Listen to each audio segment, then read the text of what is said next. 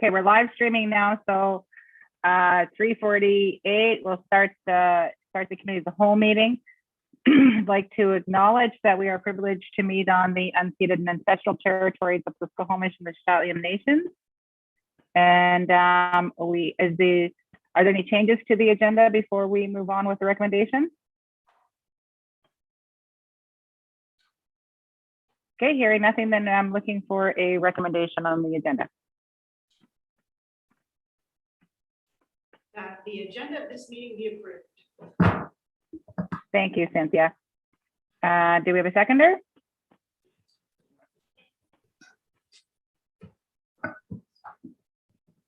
Dave is seconded. Oh, thank you, Dave. I saw that now. Any objections? Okay, hearing none, then we'll accept the agenda as presented. Now we're looking for we have got a couple of minutes for recommendation. I can do that. The minutes of the committee of the whole meeting held on October the 13th, 2021 be adopted. Thank you, Cynthia. We have a seconder. I'll second it.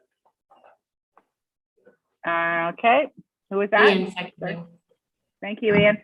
Sorry, I have trouble reading and seeing everyone at the same time. So any objections to that? Okay, hearing none, then the motion accepted. We have another set there. I can do those ones too. That the minutes of the finance committee held on October the 13th, 2021 be adopted. Okay. Thank you. We have a second on that. I'll second that. Okay, thank you. Any objections? Okay, hearing none, then we'll accept that. Any trustee items? I haven't received anything. And staff, remind me if I've missed something, please. Okay, hearing no trustee items, we have no presentations, so that moves us on to information items. Trustee calendar and upcoming events. Danielle? Sure. So I just wanted to mention, like, next Thursday, November 18th, that's when we're having the LEA sign off, the local education agreement. So if anybody will be attending, please make sure that you have your vaccine passport. Yeah, so, and we'll be talking about that again in the open board meeting, but very excited for that. And there was a couple school learning plan changes that were sent out. I think it was this week, specifically on November 21st, oh sorry, November 24th and May 18th, and that affects Cynthia, Celeste, and Rachel. So I think everything should be updated. That's in your calendars. And then there's just a reminder that next Tuesday, there's a South Coast branch meeting with, I think is it 2 other school districts that will be meeting up with you online. So that's next Tuesday at 6 p.m. It's a week from Tuesday, isn't it? Oh, sorry, the 23rd there. Yeah. So 2 Thursdays. Yeah. And that's it for that. Did I miss anything? No. Okay, we're good. Are there any questions, comments, or anything on the calendar changes? Okay, if hearing nothing, then I guess I'm just on to the action item list. Was there anything there that you want? No action items. No, yeah, there's nothing there. Okay, that's just a standing item, but that looks good. Okay, so then that brings us to the report on the provincial council. So, Ian? That would be You're me. Okay, on the Saturday, the 23rd, we had a provincial council meeting. Rick was there in his role as director, and I was there representing our school district. Archie has done a good job and has put the synopsis of the meeting. If you tick right by my name, you can get it. It spells it out very clearly. There were lots of motions, but a lot of the motions were approval of an oral president's report, chief executive officer's report, minutes of meetings held by the board of directors. So there was a lot of stuff, but not much debate or argument going on. And it went from about 8:30 to about 12:30. So it wasn't the whole day. So any questions about it? I don't need to go through all of the motions. They're all there. That's it. Okay, thanks, Ian. I guess that brings us up to discussion items. And this is in regards to the board education session. So Danielle, with your name there. Yeah, for sure. So this is a discussion item around the Board of Education session. So currently we have 3 dates scheduled: January 26th, April 27th, and June 29th. And what we have scheduled as of right now is for January 26th, the IE process for inclusion and experience learning. And then on April 27th, the Truth and Reconciliation session, and June 29th, Ombudsman. So I just wanted to open it up for discussion if you're happy with the way we've allocated it out, or if you would like the schedule shifted around. Feel free to have an open discussion on thoughts. And this is a reminder to other trustees, we had a December 15 scheduled, but that is when Rachel and I are traveling back from Mexico, so we're unavailable. And the idea was that we should all be able to participate as a group for the Ombudsman training. So that's why that got moved. Any questions or anything for Danielle, or comments for the board? Is everyone okay if we leave it the way it is though? This is with the current schedule? I thought it looked really good. Yeah. Okay, we're good to leave it. Thanks. Okay, that's great. Thanks for making those adjustments, Danielle. Okay, so this brings us to how we respond to questions and correspondence from the public outside of board meetings. So we've talked about our communications piece for quite some time now, and how we respond when we receive individual requests from the public. Tend to be via email, and sometimes it goes to all, and sometimes it goes to individuals or to those trustees in that area. So where we started is with our board policy, which shows how we conduct ourselves, so our code of conduct. And then for a starting point, we developed a response template. So I guess we can just open it up from there. Did staff want to comment on any of this? I know we've been working together with it.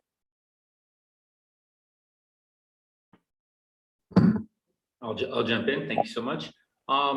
Yeah, I think, you know, in the interest of ensuring that we are all aligned with our policy, that's why we included it there. So we need to ensure, if I may, respectfully, when we have the discussion, just to remind folks that we need to be aligned with policy.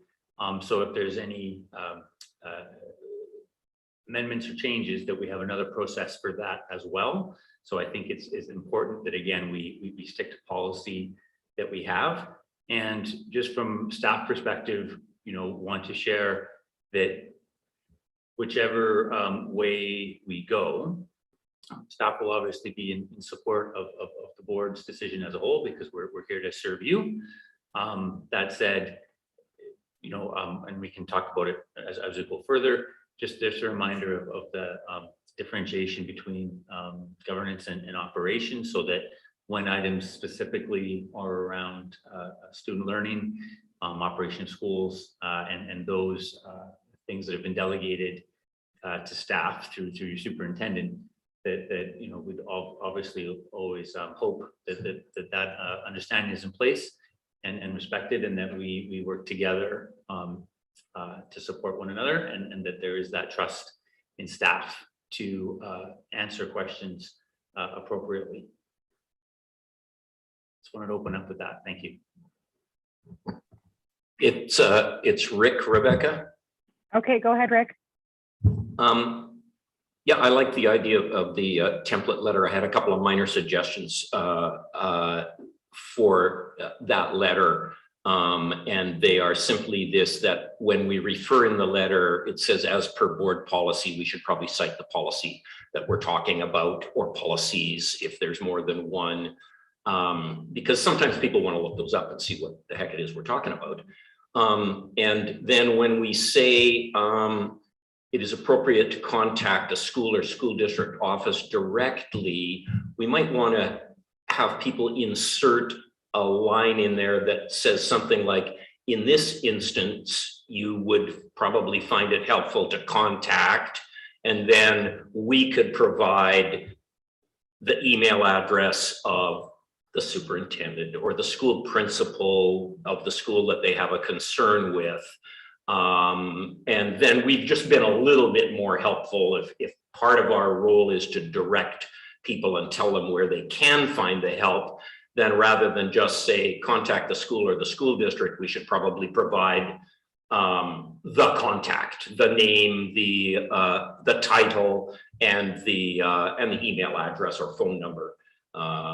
So that's my only comment. In general, I like the idea. Thanks. Rebecca, may I add to that? Yeah, go ahead, Celeste. In the past, when people have, emailed with very specific requests, the infographic that we have in policy is 904, whatever the policy is on navigating district concerns. I've linked the policy, but then linked the infographic. So it's similar to what you're saying, Rick. It's a little bit more, and it doesn't, I think that it's helpful to have a template, but that template is too sparse, in my opinion, and it lacks the human nature. Like, we can't be just deferring to staff. I think, as you said, referring to policy, helping people understand, sharing the infographic, and then that will be shared in the community as well, so that people better understand, and we wouldn't get emails that shouldn't be coming to us. With that said, there are things that are helpful for us to know that questions are coming in. So I don't think, what I'm afraid of is that people will, if we were to use a cold template, they might not think that we want to hear from them at all. So I wrote down a couple of thoughts that I have on this. So I want to say that an integral part of our role as trustees is engagement with the public that we serve. This is something that's highlighted in the BCSTA Learning Guide, which has a whole section on communications and community relations, including a section on communication plans. It's extremely important that trustees are supported with respect to public engagement and are not discouraged or prevented from communicating with the public where appropriate. With respect to policy, I think we have a little bit of room for developing more policy around communication, specifically around transparency. When we do get, if one or all of us gets emails, in the regional district, those sorts of emails are typically published in agendas. So I've always been curious why we don't publish both the letter and the response that is eventually sent. Nanaimo does that. I think I've sent an email around a couple of times about that. So it would be, if we were looking at policy or developing further policy, it would be interesting to talk about how we could say, okay, an issue has come up, it's appropriate for the board to deal with it. Can we include it in the agenda? And then whatever decision we make around sending a response, have that letter actually published in a future agenda, so that there's kind of like an openly transparent cycle of, and that'll help the whole community, because they'll know, probably more than one person would have a similar question. Can I just respond to that or add to that? But I don't want to forestall anybody else's response. So it's just a little bit awkward with the mic thing and the Mexican contingent. Anyway. It's all good. Go ahead. I think that the notions that Celeste is suggesting are worth exploring, and they're probably policy matters. And I understand that this is the year we do a complete review of of the 200 series, which includes all of these related policies. So I would suggest that, first of all, you hang on to your notes, which I'm sure you will, knowing you, and that when we get to that, we have a rich discussion, which of course will then have to come back to include the whole board. But yeah, thanks. Did anyone else have anything to say?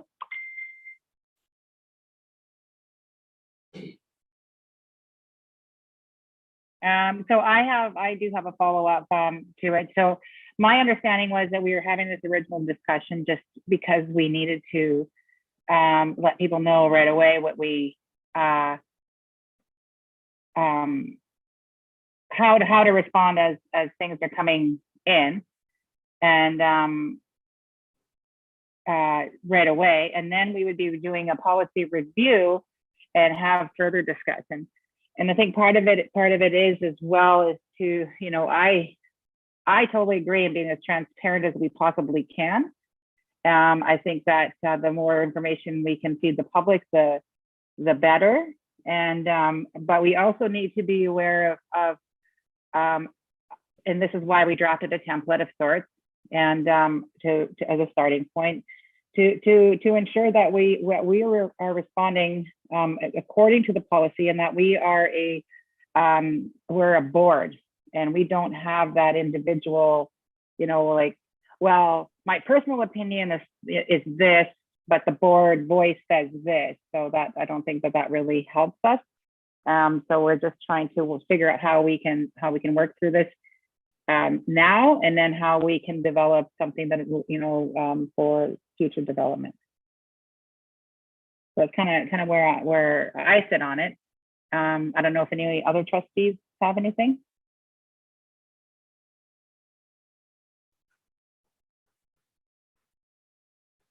Okay, so staff, if we're going to move ahead with using this template, is there anything that we need to do? We can make some changes. Sorry, I think, yeah, I think the points are well taken. I really do like the idea again, and I should have mentioned it earlier when I said in the existing policy, because we are reviewing, and so that is the right venue for the discussion and any changes we can make to make the process work better for each other and the public. But again, in the interim, we do have our policy, and it's 5.2. Which specifically says referring any parent or community member with a query, issue, or problem to speak directly to the staff person or staff member at the source of the situation. And so by having a bit of a template that we can certainly humanize to direct the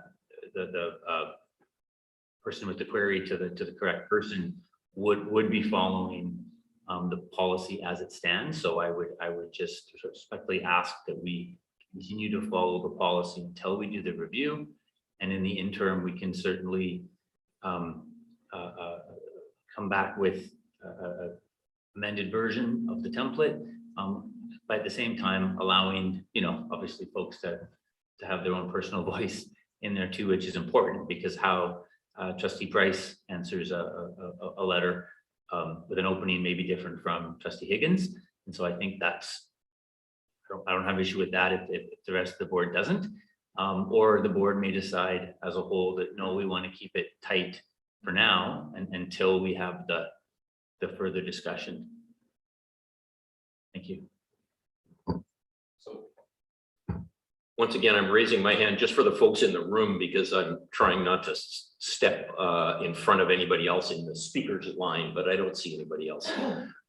So just with response to what Chris said, it seems to me that if we made a few adjustments to the templates letter, and if the understanding amongst us was we're going to try and base responses on that, you can humanize it, as the expression has been used, with a little bit of empathy for people who are having struggles with us. And I think that the only caution that we all have to keep in mind is that in humanizing it or expressing empathy, we don't signal a decision or a leaning towards a certain direction that we may have to be discussing or debating in the future. In other words, that we really leave the operational stuff to the staff. But other than that, I think that personally, if I get something from a parent or a member of the public, I would find this helpful with the adjustments that are provided. And especially if we also have the understanding that I can put a little bit of, sort of friendly Rick Price voice in it, just as Celeste might put hers in it, or Cynthia might put hers. Yeah. Thanks. Okay, so what I'm hearing is that we we like the draft. Want to add in maybe a little more direction, like a reference to a specific policy if we're citing one, as well as the who to contact and that contact information, which I think is very useful. Rick, thank you. Is that where we're leaving this? So just as a bit of a suggestion, Rebecca, so far what I've heard, just, and I'm sure Archie's jotting them down. Dear Mr. Granger, thank you for your email. As per our board policy 204 Article 5, it is most appropriate that you contact the school or the school district office directly, and then insert the superintendent email. And then, of course, it would be this, whatever the principal it was, if it was a school, and link the infographic there as well. District or school staff are best equipped with the information to answer your questions and concerns, and I'll appreciate hearing from you, and the rest being the same, something like that. If I could just jump in quickly, I think if you say in the very beginning that you should contact the school district, I think we're jumping to the highest level of, depending on what the situation is, like maybe it's just a parent who's contacted us because they're upset about an interaction that their child had with their teacher, in which case we need to direct that parent to their teacher, not to the school district. And if I may, I agree. And I think that would be easily solved if we left in contact the school, and then in square brackets for our own reference, or school district if it is apparently a district issue. And then, when you're devising your letter using this template, you use whichever option seems to be most suitable. The other thing, and it was only when Marilyn read it aloud that this came to my attention, I'm just a little bit about the concern with the words, it is most appropriate that you, it almost says to me, to that person writing in, what you've done isn't appropriate.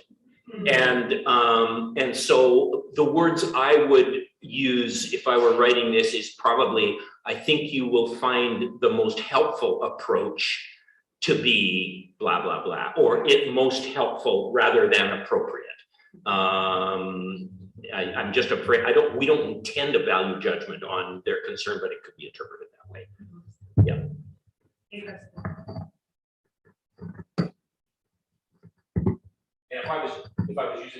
If I was using the template, whether we change the words in the template or not, I'd probably change them on my own if I was going to sign the letter. Yeah. Sorry, I'm fumbling with the offset. Rebecca, may I? Yes, go ahead. I think that the discussion and the template are good, but the people in this room have been doing this work for some time, and I really think that everybody here is capable of writing a response that isn't scripted for them. Probably done it before, maybe we need a reminder to refer people to policy, but we don't need the words written down for us. We can do this. This is not that difficult. And there are going to be, depending on what is in the content of an email that comes in, you are going to need to vary what you write. But the kind of premise of the discussion in terms of make sure that you refer things to staff when appropriate, the message has been driven home. But we're not robots. We don't need our scripts written for us. We can do this. So it's Rick again, just responding to that. And just to say that I don't disagree with Celeste, and I'm viewing this as just a template or a guide. So if someone received the letter and they weren't quite sure how they should respond, then this is an aid. But I'm not viewing it, unless I've really misinterpreted this discussion, I've not heard any suggestion that you're required to use these precise words. That this is the kind of information you might want to include, but you might want to put it in your own writer's voice, sort of thing.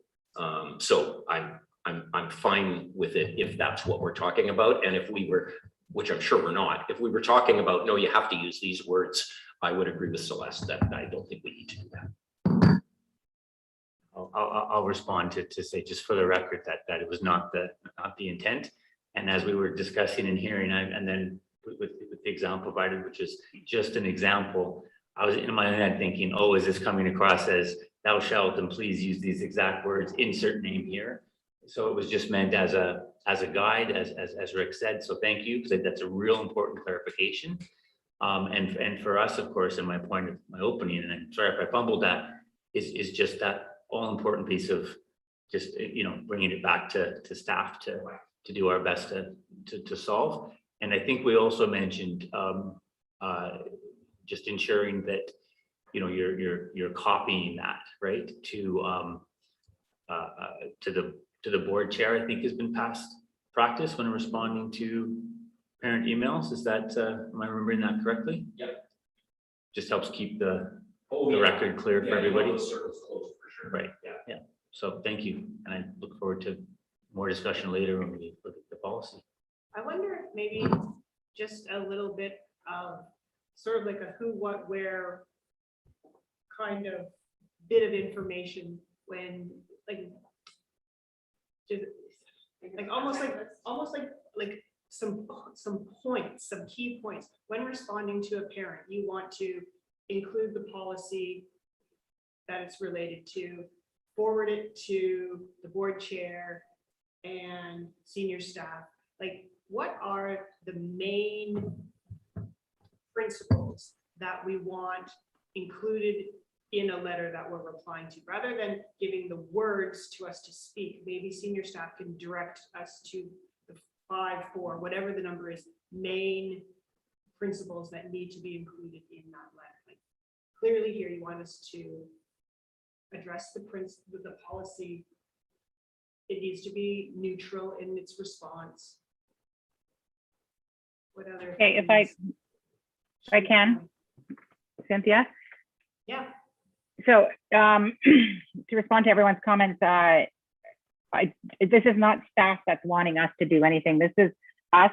We've been the ones wanting to know how to communicate to questions, because some of us don't know what to say or where it should go, or what our responsibility is, within the policy, our code of conduct.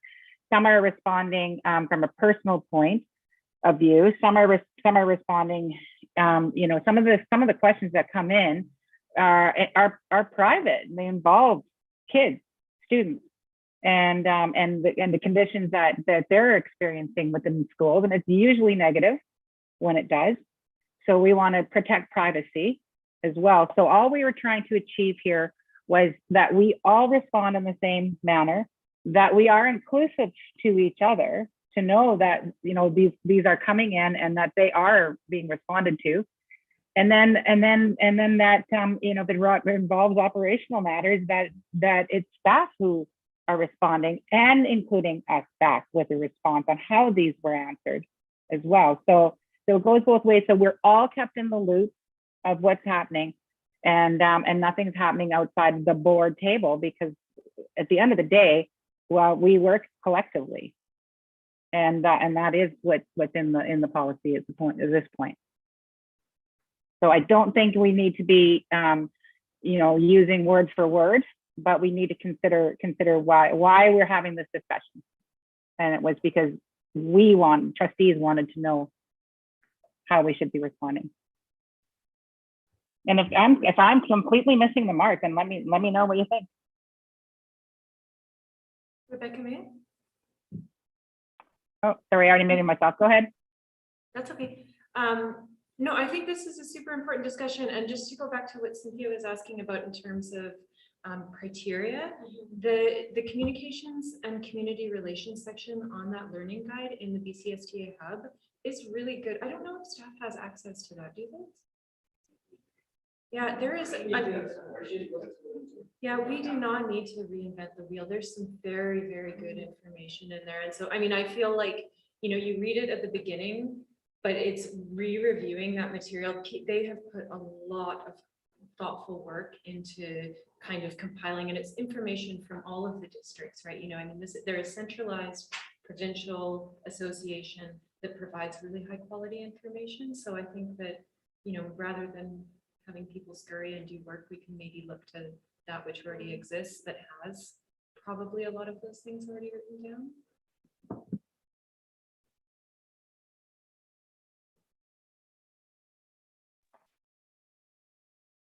Okay, so do we all pretty much have an idea of where we're going from this point? We have a sense of, if someone isn't clear, then please let me know. So we have an idea of how we respond, who we include, and then we'll have a further discussion when we discuss any policy changes.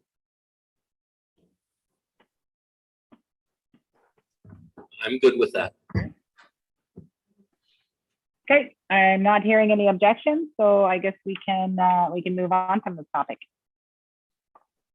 So that would bring us to procedures for questions asked. Am I right? Yeah, asked at the committee or any committee meetings, I guess.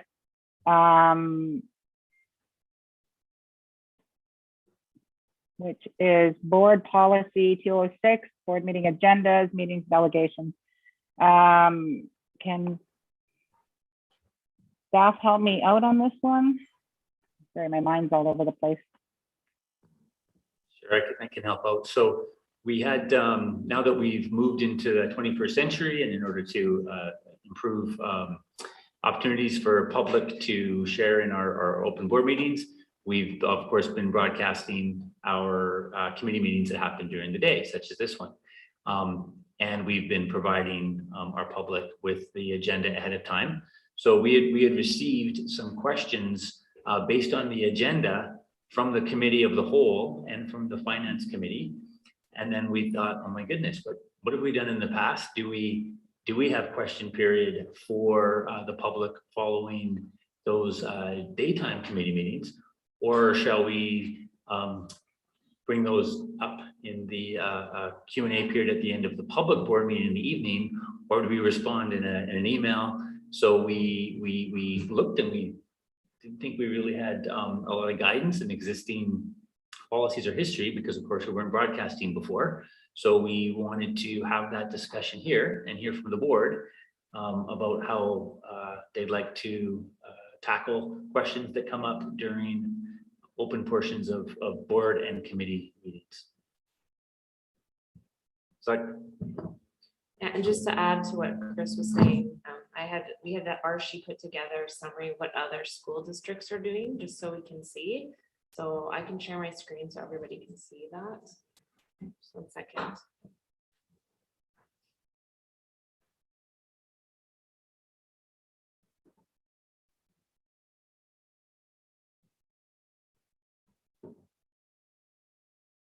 You see that, Rebecca? Make it a bit bigger.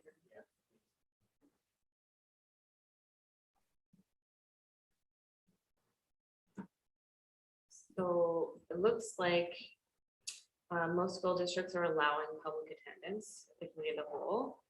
And I would say it's about half and half for allowing delegations, people to do presentations. And for questions of clarification, it's again about half and half for them allowing. I think we've been in the habit of allowing. Remember when Steve from the newspaper used to come and he would ask questions at the end, and you don't want to say, well, you come back at 8 o'clock tonight, we'll answer some questions for you. I think if it's part of the finance, then that's where we should be answering them.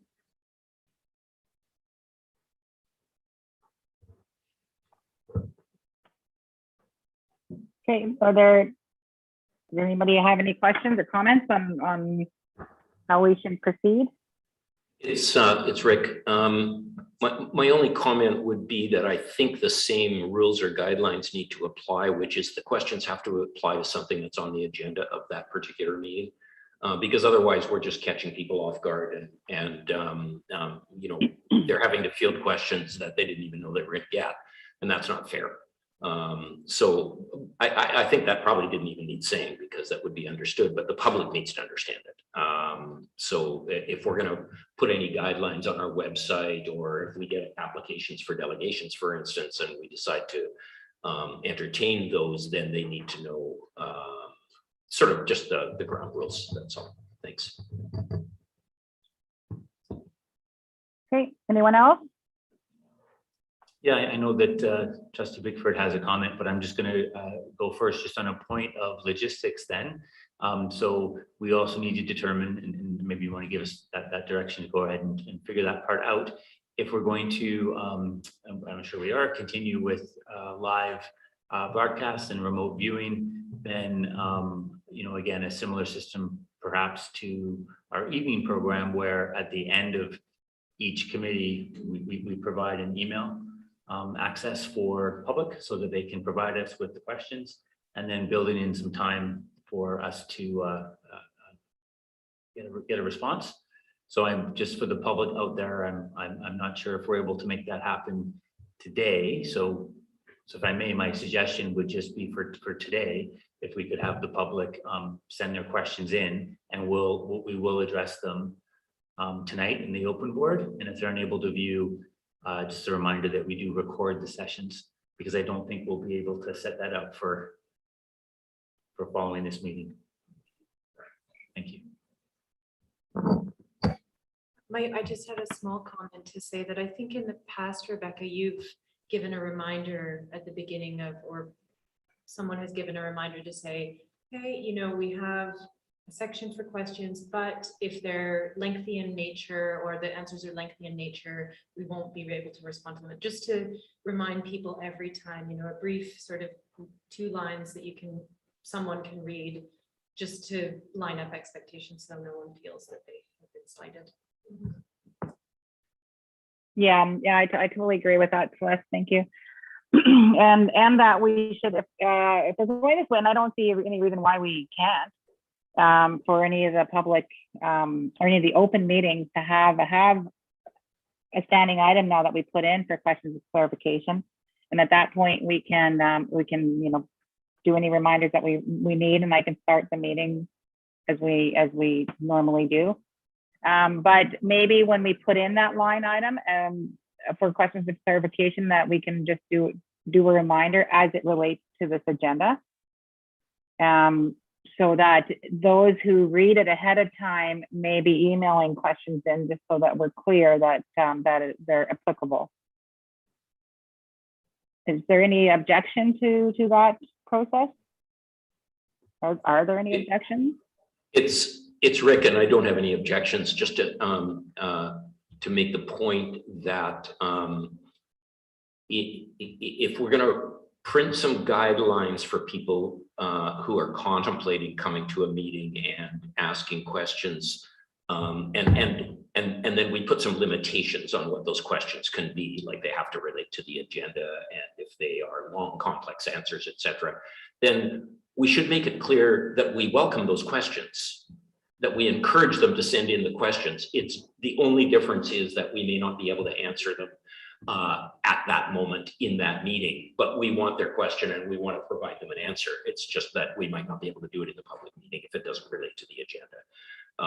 And just to make it really clear that we're not trying to block people's input or their curiosity or their questions, but we're just trying to balance that with respect for our staff, or for instance, our board chair, who we don't want blindsided by questions that they didn't know are coming. But thank you. And I think, Rick, you did a really good job of that at our board meetings in the past, making that point really clear. So I don't know if you want to write down what you would say and just have that available for anyone who's trying to get a little bit more language, but you did have, I thought when you addressed the public in the past on exactly what you're speaking of now, you did a good job. You made it very clear to people that we welcome your complex questions, but we simply may not have the capacity to answer them in the moment. Okay, if requested, I can provide some. Thanks. Thanks, Rick. You're awesome. So, I just want to point out, sorry, I just want to point out that, ahead. that we're talking about the questions of clarification, but there's also been a request to present at the committee of the whole. And so I just wanted to ask, like, I get the directions that we're going to allow questions of clarification for the committee of the whole, but how about presentations? Why specifically at the committee of the whole meeting is the presentation? Can't say, just a person from the public has requested. They're asking if it's possible to present it. Sorry, I'm not hearing any of that. There's just some feedback happening. So Rebecca, I was just saying that an individual from the public is requested to present at the committee of the whole. So I just wanted to have a discussion if we're going to be allowing presentations from the public. A delegation would be. Right? Sorry, go ahead. I can speak to that just on a whoops. Okay. Okay, try again. Sorry. Sorry, I think everybody's off now. Sorry. Yeah, I think what's important to note, just on a point of clarification in terms of the purpose and the content of committee of the whole meetings are specifically, as for the public as well. Committee of the whole is specifically for those items that relate to board functioning, meetings coming up, etc. They're not particularly discussing anything around educational initiatives. So all delegations happen at the public board meeting because that's in the public interest around educational topics. So it's more of a procedural manner. And again, a committee of the whole for a board is about board functioning. So it's unlikely that any topic brought forward for delegation would be specific to the committee of the whole, unless it was perhaps a VCSTA presentation. So just for the public's notice knowledge, that it would be the open board meeting where delegations would be more than welcome. Thank you. So Well, thanks for clarifying that, Chris. yeah, that's a Go really ahead. good distinction.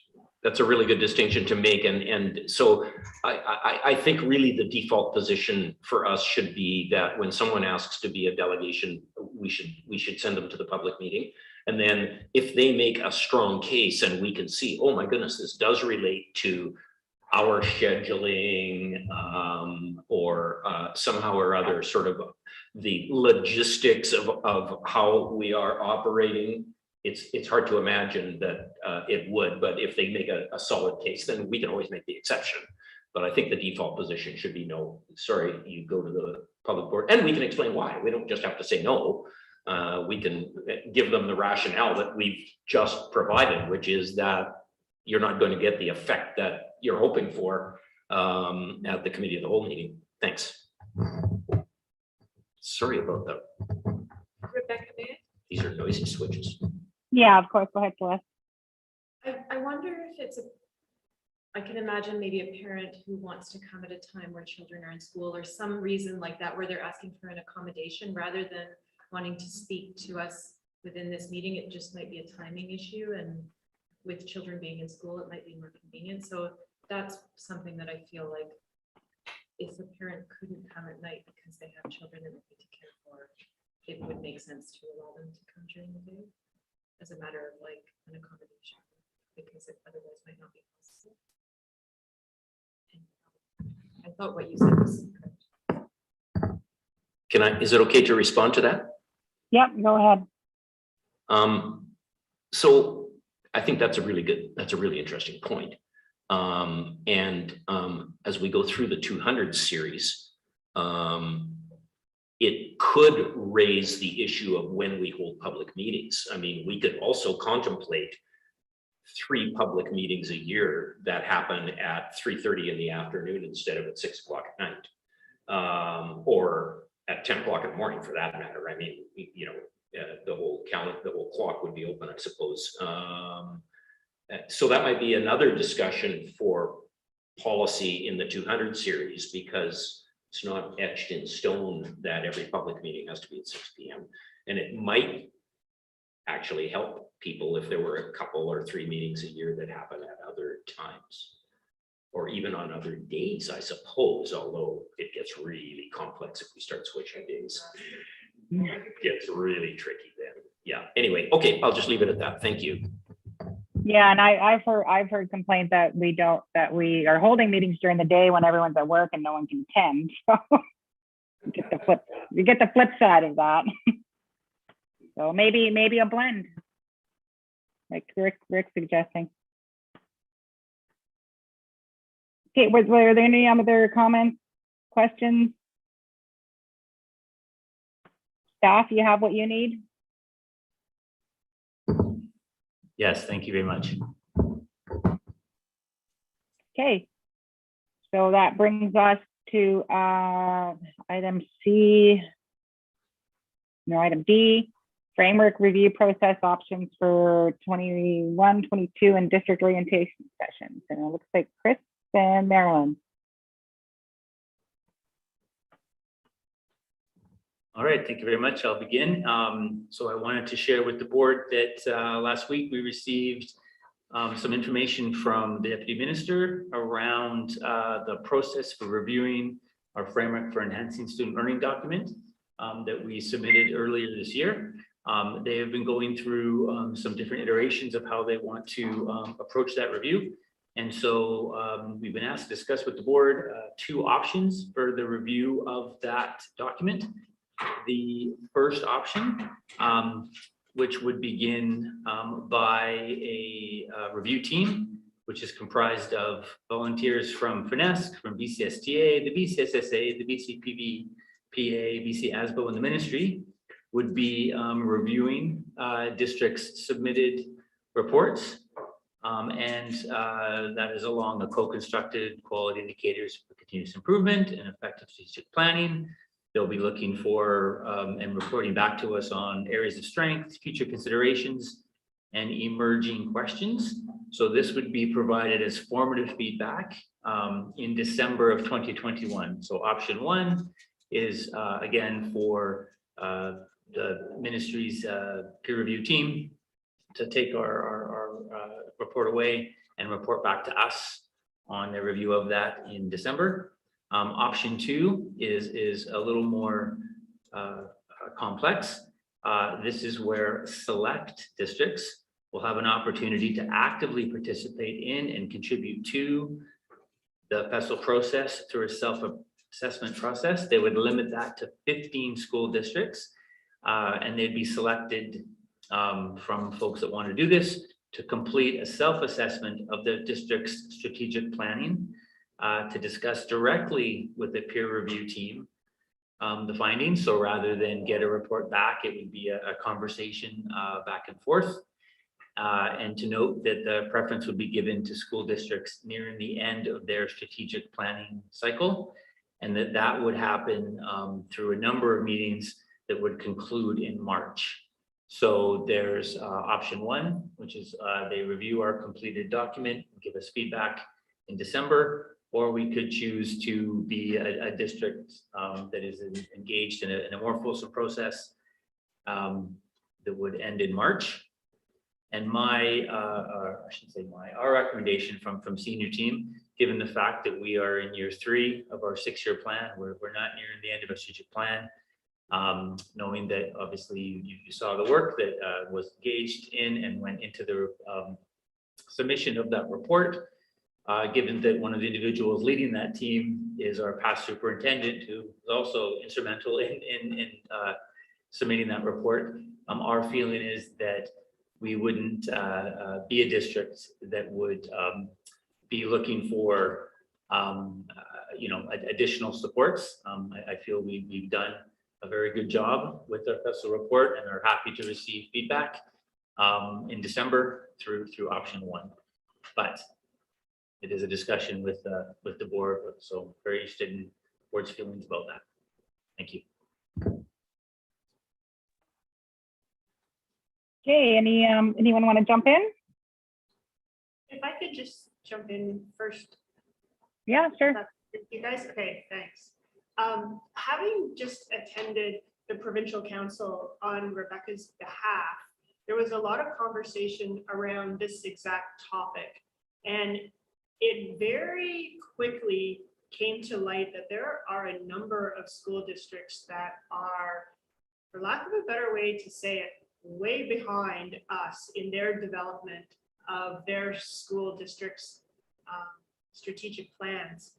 And so that being said, when I think of where we're at in relation to where some of those other districts are at, I would have to agree with Chris in saying that I'm not particularly sure that being a part of option 2 would be advantageous for us, because my suspicion would be we may end up lumped in with other school districts that are not quite as far along in the process as we are. And so we would sort of be the outlier there. And although we may have a lot to contribute to those districts, it might not be advantageous for us. Whereas perhaps a quick read of ours and some instant quick feedback, when someone's only looking at us and where we're at specifically, maybe we will be able to get better quality feedback simply because we're not being compared to other districts that are so much further behind us. Unless we had all the districts that were at the same place, but I don't know if that would happen. So anyway, the long and short of that is I would support option 1. That's great. Great feedback, Cynthia. Thank you. And thanks for attending that meeting on my behalf. Anyone else?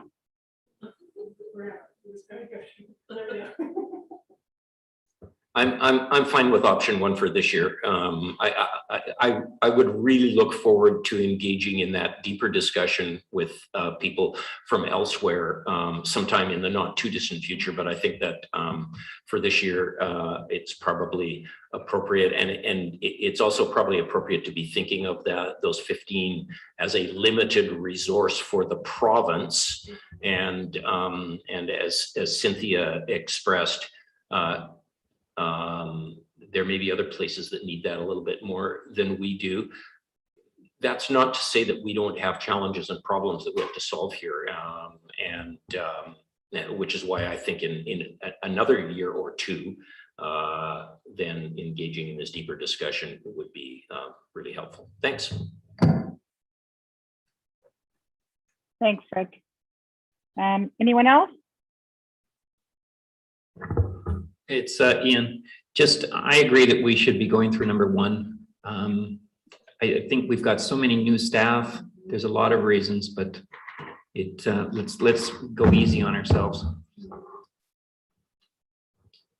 Thanks, Dan. Sorry, Rebecca, do you require a motion from us today? Yes, thank you for that. No, we don't require a motion, just the discussion and direction from the board. And I'm hearing you would be fine if we responded in option 1, in which case we don't have to give a response. It's only those districts that are going forward to want to be selected as the 15 that have to respond. When they don't receive response from us by the November 15th, they'll assume that we're in option 1 with the other districts. Okay. Well, I'm not hearing any objection to that approach, so we'll proceed. Thank you. So that brings us to there's no action items. So I think we've concluded the business on this agenda and are adjourned. We have 17 minutes before we start before the in-camera. Did we want to just take 10 and start a little bit early? Okay, so 4:52, we'll start the in-camera. See you guys soon.